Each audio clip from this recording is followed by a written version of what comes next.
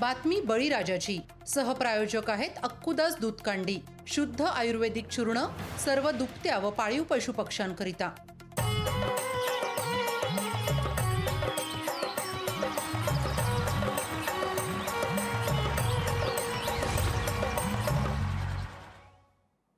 नमस्कार, मी वर्षा नलवडे आणि आपण बघत आहात लोकशाही मराठी. बातमी बळीराजाची या कृषीविशेष बुलेटिनमध्ये आपल्या सगळ्यांचं मी स्वागत करते. आणि आता कृषीविषयक महत्त्वाच्या बातम्यांचा घेऊयात वेगवान आढावा. भोर तालुक्यातील हरणस गावातील शेतकरी नारायण हिरगुडे आणि त्यांच्या पत्नी संगीता हिरगुडे यांनी पारंपरिक भात शेतीला फाटा देत आधुनिक तंत्रज्ञानाचा अवलंब करून दर्जेदार ड्रॅगन फळाची पीक घेतलंय. तर ड्रॅगनची शेती आता हा तालुक्यातील पहिलाच प्रयोग असल्याची माहिती आहे. भोरमधील सुरू केलेल्या उपक्रमाचं तालुक्यात सर्वत्रच कौतुक देखील केलं जात आहे. बीड जिल्ह्यातील आणखी 52 महसूल मंडळ दुष्काळग्रस्त जाहीर करण्यात आल्यात. मंत्रिमंडळ उपसमितीच्या बैठकीत हा निर्णय घेण्यात आलाय. बीड जिल्ह्यातील सर्वच तालुक्यांमध्ये यावर्षी अतिशय कमी पाऊस झालाय आणि त्यामुळेच दुष्काळी परिस्थिती निर्माण झाली आहे. यापूर्वी आता बीड जिल्ह्यातील अंबाजोगाई तसेच धारूर, वडवणी हे 3 तालुके दुष्काळग्रस्त म्हणून जाहीर करण्यात आले होते. परंतु उर्वरित तालुक्यांमध्ये देखील आता पाऊस कमी असल्यानं या भागात देखील दुष्काळ जाहीर करण्याची मागणी होत होती. ही परिस्थिती लक्षात घेऊन पालकमंत्री धनंजय मुंडे यांनी यासाठी पाठपुरावा सुरू केलाय. मावळमध्ये अवकाळी पावसानं भात शेतीचं नुकसान झालंय. समाधानकारक पाऊस तालुक्यामध्ये पडल्यानं यंदा मावळमध्ये इंद्रायणी भाताचे आता विक्रमी उत्पादन झाल्याचं बघायला मिळत होतं. मात्र एकीकडे भात कापणी सुरू असताना अवकाळी पावसानं शेतकऱ्यांचा तोंडचा घास हिरावला आहे. अचानक आलेल्या अवकाळी पावसानं भात पिकाचं मोठ्या प्रमाणात नुकसान झालंय. जळगाव जिल्ह्यात केळी क्लस्टरला मंजुरी मिळाली आहे. फळबागा आणि भाजीपाला उत्पादनाला चालना देण्यासाठी ऑपरेशन ग्रीन ही योजना केंद्र शासनाकडून राबवली जाते. यामध्ये आता आधी टोमॅटो, कांदा, बटाटे या 3 पिकांचा समावेश होता. आता या योजनेत आता केळीसह 19 फळं आणि 14 भाज्यांचा समावेश करण्यात आलाय. केळी क्लस्टरला मंजुरी मिळाल्यानं केळी वाहतुकीसह केळीचं कोल्ड स्टोरेज उभारण्यासाठी आणि वेअरहाऊसमध्ये साठवणुकीसाठी 50% पर्यंतचं अनुदान शेतकऱ्यांना मिळणार आहे. हिंगोलीच्या सिंदगी नागा परिसरातील शेतकऱ्यांना पीक विमा आणि सोयाबीन नुकसानीची भरपाई देण्याच्या मागणीसाठी पाण्याच्या टाकीवर जाऊन आंदोलन करण्यात आलंय. यावर्षी पावसानं 30 दिवसांपेक्षा अधिक काळ खंड दिल्यानं सोयाबीन आणि इतर पिकांचं मोठ्या प्रमाणात नुकसान झालंय. दिवाळीच्या अगोदर शेतकऱ्यांना पीक विमा देण्याच्या मागणीसाठी यावेळेस आंदोलन करण्यात आलंय. तर मागणी पूर्ण न झाल्यास शेतकऱ्यांनी तीव्र आंदोलन करण्याचा इशारा देखील दिला आहे. नवी मुंबईच्या एपीएमसी मध्ये अफगाणिस्तानचा कांदा दाखल झाला आहे. त्यामुळे 30 रुपये किलो दराने या कांद्याची विक्री झाली आहे. मात्र अफगाणी कांदा बाजारात आल्यामुळे राज्यातील शेतकऱ्यांना फटका बसण्याची भीती शेतकरी व्यक्त करतायत.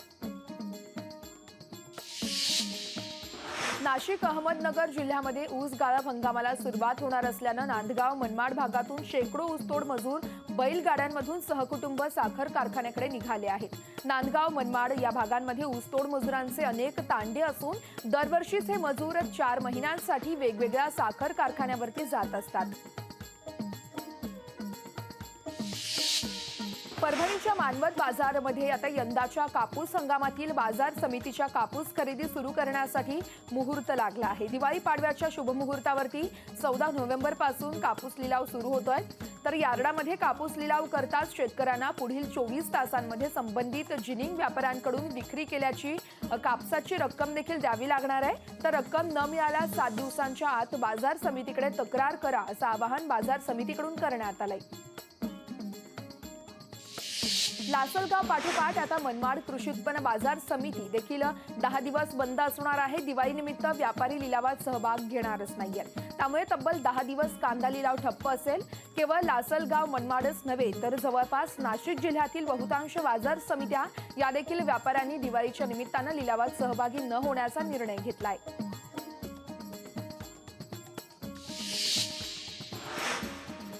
हिंगोली जिल्हा दुष्काळाच्या यादीतून वगळला असून हिंगोली जिल्ह्याचा दुष्काळाच्या यादीत समावेश करण्याची मागणी स्वाभिमानी शेतकरी संघटनेच्या वतीनं करण्यात आली आहे। यावेळेस निवेदन देखील देण्यात आलंय। तर हिंगोली जिल्ह्यामध्ये यावर्षी पाऊस कमी झाला, यामुळे शेतकरी मोठ्या संकटात सापडल्यात। तर हिंगोलीमध्ये दुष्काळ जाहीर करण्याची मागणी स्वाभिमानी शेतकरी संघटनेच्या वतीनं करण्यात आली आहे।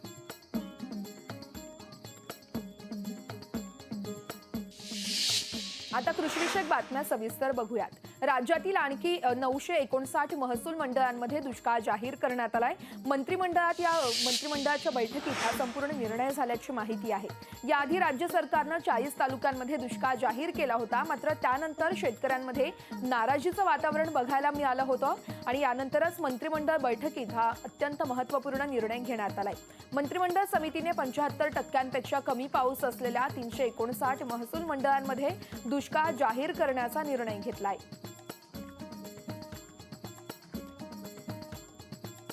या संदर्भात अधिक माहिती जाणून घेऊयात आमचे प्रतिनिधी स्वप्नील जाधव यांच्याकडून। स्वप्नील, नेमके काय अपडेट आहेत? आपण बघतोय अगोदर राज्य सरकारकडून 40 तालुक्यांमध्ये दुष्काळ जाहीर करण्यात आला होता, त्यानंतर राज्यभरात शेतकऱ्यांकडून दुसऱ्या तालुक्यांमध्ये तसेच जिल्ह्यांमध्ये देखील दुष्काळ जाहीर करण्याची मागणी करण्यात आली होती। त्या अनुषंगानेच आता आणखी 959 महसूल मंडळांमध्ये दुष्काळ जाहीर करण्यात आलाय। वर्षा, खरंच ही अगदी चिंतेची बाब आहे की राज्यातील आणखी 959 मंडळामध्ये दुष्काळ जाहीर करण्यात आला आहे। 75% पेक्षा कमी पाऊस या वर्षी तर राज्यामध्ये पडलेला आहे। त्यामुळे महसूल मंडळामध्ये एकूण दुष्काळ याआधी 40 तालुक्यांमध्ये दुष्काळ जाहीर केला होता। यामुळे नक्कीच शेतकऱ्यांना मोठा फटका बसलेला आहे। शेतकऱ्यांची पिकं ही करपून गेलेली आहेत। याआधीच आपण जर पाहिलं तर या पावसाळ्यामध्ये अतिरिक्त पाऊस सुद्धा पडला नाही। जो पाऊस शेतकऱ्यांसाठी पुरेसा असतो तेवढं पाणी सुद्धा आपल्याला या ठिकाणी आता सुद्धा शेततळे असतील किंवा धरणं असतील, नद्या असतील यांच्यामध्ये नाहीये। दरम्यान आता दुष्काळ एकीकडे आणि तिकडे प्रदूषण आहे। यासाठी प्रदूषणादरम्यान सुद्धा पाण्याचा मोठ्या प्रमाणात वापर करण्यात येतोय। त्यामुळे नक्कीच या दुष्काळाकडे वाटचाल ही राज्याची जलद गतीने होती की काय अशी एक परिस्थिती आहे राज्यामध्ये। आणि यामध्येच दुष्काळ पडलेला जो भाग असतो म्हणजे मराठवाडा असेल, विदर्भ असेल, या विभागामध्ये चारा छावण्या उभारल्या जातात। या चारा छावण्यांमध्ये सर्व जनावरे हे असतात आणि या जनावरांना या ठिकाणी पाणी असेल, त्यांचा चारा असेल हा पुरवणी केला जातो, कारण दुष्काळ पडलेला असतो। शेतकऱ्यांसाठी कुठेतरी फायदेशीर होतं। मात्र आता चारा छावण्यांवरती सुद्धा या दुष्काळाचं सावट आलेलं आहे, कारण आता फक्त जनावरांना चाराच दिला जाणार आहे। पाण्याचा हा प्रश्न आहे तो या ठिकाणी निर्माण झालेला आहे। मग विदर्भ आणि असेल किंवा मराठवाडा असेल, या ठिकाणी पश्चिम महाराष्ट्रामध्ये असेल तिकडे सुद्धा मोठ्या प्रमाणात दुष्काळ पडत आलेला आहे। त्यामुळे या सर्वच विभागांमध्ये राज्य सरकार कशाप्रमाणे पाणी पुरवठा करणार ही कृत्रिम पावसाची चाचणी ही सध्या राज्य सरकारकडून सुद्धा करण्यात येईल का, या संदर्भाची चाचपणी सुरू आहे। त्यामुळे कृत्रिम पाऊस जर पाडण्यात हे राज्य सरकार यशस्वी झालं तर यामुळे शेतकरी असतील, मुंबईकर असतील, सर्वच राज्यातील लोक असतील यांच्यासाठी खरं तर ही दिलासादायक बाब असेल। आणि जो उकाडा हा जो हिवाळ्यामध्ये पडतो यामुळे कुठेतरी राज्यातील सर्वच नागरिकांना दिलासा मिळेल। अगदी स्वप्नील, आपण बघतोय अगोदरच्या वेळी ज्यावेळेस 40 तालुक्यांमध्ये दुष्काळ जाहीर करण्यात आला होता तेव्हा खरं तर शेतकरी कुठेतरी असमाधानी बघायला मिळत होते। मात्र आता 959 महसूल मंडळांमध्ये दुष्काळ जाहीर करण्यात आलाय, तर शेतकरी नेमकं काय म्हणतात या संपूर्ण निर्णयावरती? जाहीर करण्यात आला त्यामुळे शेतकरी नक्कीच नाराजच। दरम्यान शेतकऱ्यांना सुद्धा आता पाण्याची गरज फार मोठ्या प्रमाणात असेल। आता पावसाळ्यातील पिकं गेली, उन्हाळी हिवाळ्यामध्ये जी पिकं असतात यासाठी सुद्धा मुबलक पाणी हे शेतकऱ्यांना हवं असतं। त्यामुळे शेततळी उभारून देण्याची जी मागणी शेतकऱ्यांकडून होते ती रास्त आहे। मात्र त्या शेततळ्यामध्ये पाणी कुठून आणणार अशा प्रकारची आता एक भावना ही शेतकऱ्यांमधून, तशा प्रतिक्रिया शेतकऱ्यांकडून येताना दिसतात। त्यामुळे कुठेतरी दुष्काळाचा सावट आणि दुष्काळाचा फटका हा येत्या काही दिवसांमध्ये, काही महिन्यांमध्ये लागेल, कारण शेतामध्ये शेतच पिकलं नाही तर राज्यामध्ये अन्न पुरवठा असेल, जो अन्नधान्य पुरवठा असेल हा कुठून होणार अशा प्रकारे सुद्धा मुंबईकरांमध्ये एक एकंदरीत चर्चा आहे। आणि राज्य सरकारच्या पुढे सुद्धा हा मोठा एक पेच निर्माण झालेला आहे। आणि यामुळे स्वप्नील, खरं तर राज्यभरात अनेक जिल्ह्यांमध्ये तसेच तालुक्यांमध्ये आणखी दुष्काळ जाहीर करण्याची मागणी शेतकरी व्यक्त करतात। धन्यवाद तू दिलेल्या सविस्तर माहितीसाठी।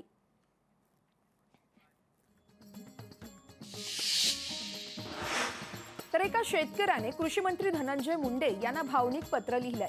या पत्राद्वारे त्यांनी मुंडेंना भावनिक साथ देखील घातली आहे। पदाचा फायदा जनतेला कळवून द्याल तसेच असं म्हणत शेतकऱ्यानं काळजी देखील व्यक्त केली। आणि या शेतकऱ्यानं कृषी मंत्री धनंजय मुंडे यांना अशा पद्धतीनं भावनिक पत्र लिहिलं आहे।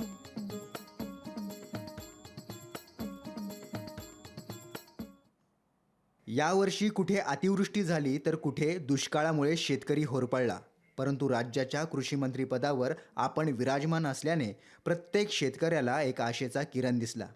तुम्ही म्हणालात की पंतप्रधान पीक विमा योजनेचे पैसे शेतकऱ्यांना मिळाले नाहीत, तर मी सुद्धा दिवाळी साजरी करणार नाही.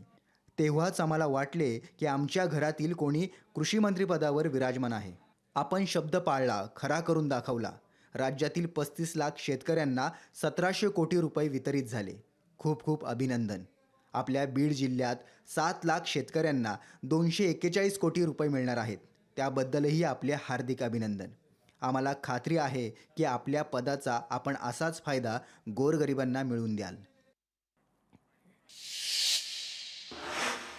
फणसाचा गरा शेतकऱ्यांसाठी उत्पन्नाचा हिरा ठरत असल्याचं लांजा तालुक्यातील झापडे गावच्या फणसिंग किन या हरिश्चंद्र देसाई आणि त्यांचा मुलगा मिथिलेश यांनी आपल्या प्रकल्पातून जगासमोर आणून दाखवलंय.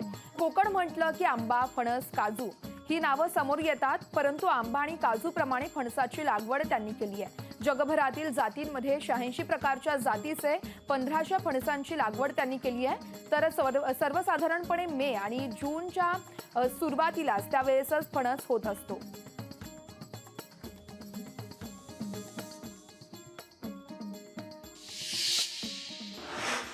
स्वाभिमानी शेतकरी संघटनेने उसाला 400 रुपयांचा भाव मिळावा यासाठी आंदोलन पुकारलं आहे.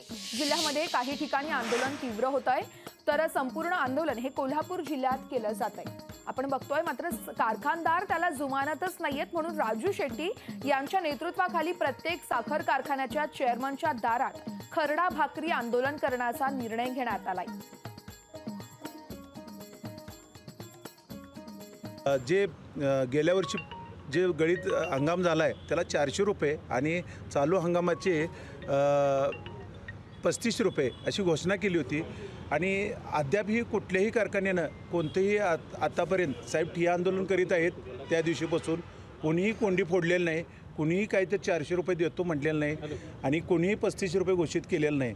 म्हणून कालच साहेबांच्या त्या ऊस परिषदेच्या आदेशानुसार की प्रत्येक चेअरमनच्या दारात जाऊन की आपली दिवाळी ह्या वर्षीची गोड नव्हती, आता ती चेअरमनला आपल्याला त्यांनाही खरडा भाकरी चारू असं एक अनोखं आंदोलन होतं. आणि त्या आंदोलनाची एक दिशा म्हणून आज एक खरडा भाकरी द्यायचा कार्यक्रम आज आम्ही केला.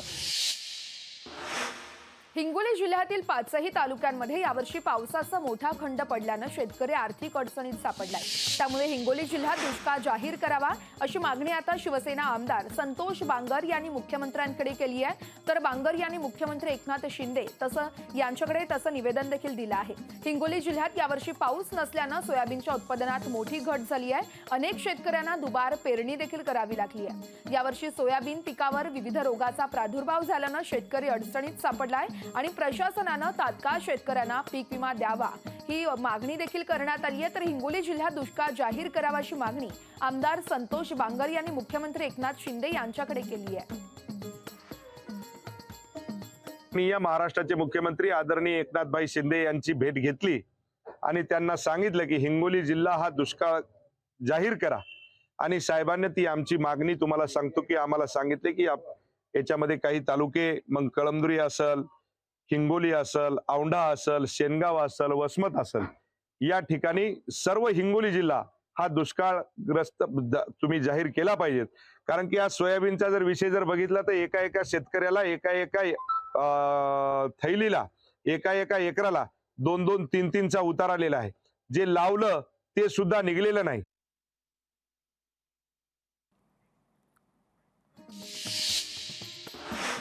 सांगली जिल्ह्यातील 6 तालुक्यांमधील 15 मंडळ क्षेत्रांमध्ये अतिवृष्टीची नोंद करण्यात आली आहे. यासाठी महसूल, जिल्हा परिषद आणि कृषी विभागामार्फत पंचनामे देखील सुरू करण्याचे आदेश देण्यात आले आहेत. तर जिल्हाधिकारी डॉक्टर राजा दयानिधी यांनी ही संपूर्ण माहिती दिली आहे.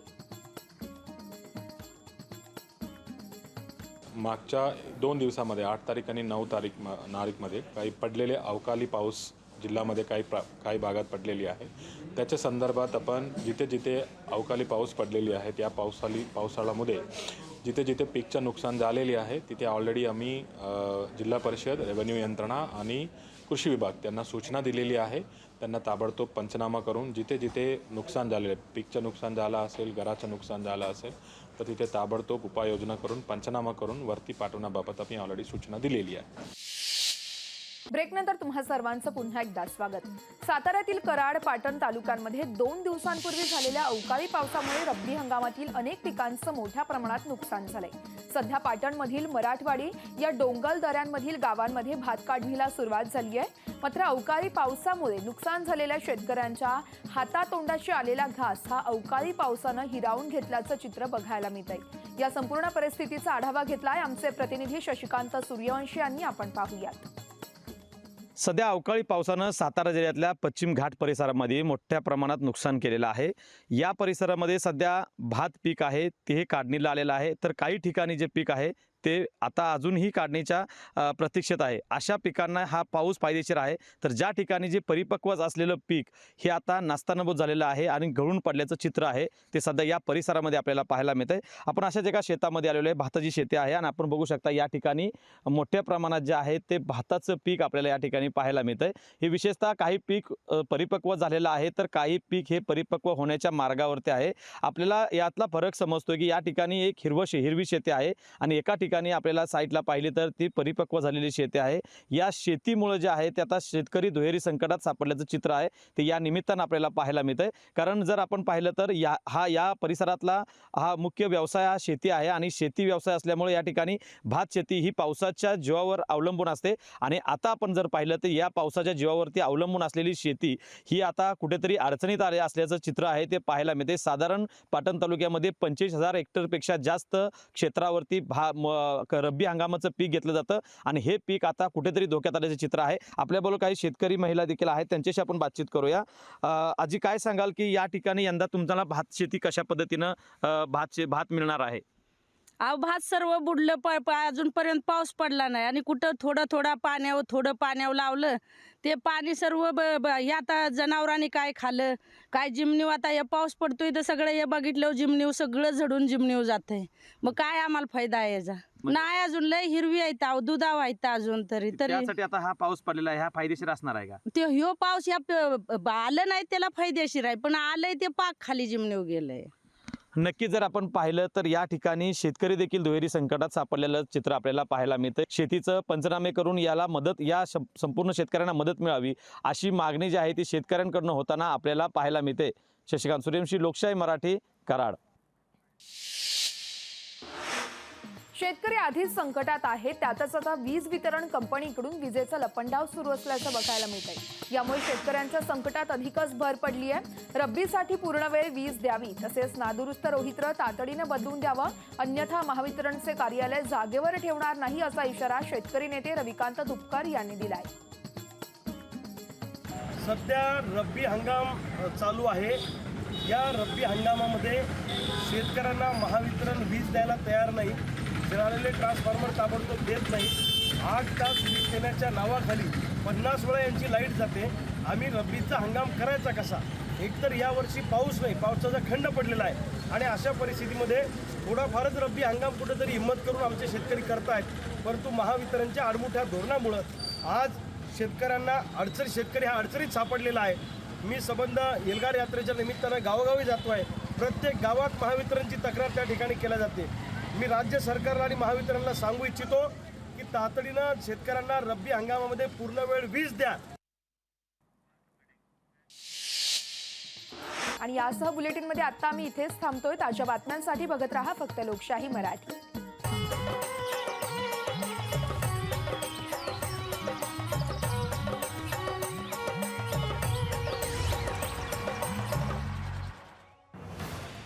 बातमी बळीराजाची. सहप्रायोजक आहेत अक्कुदास दूधकांडी, शुद्ध आयुर्वेदिक चूर्ण, सर्व दुभत्या व पाळीव पशुपक्ष्यांकरिता. लोकशाही मराठी, ऐका, पहा, जागरूक रहा.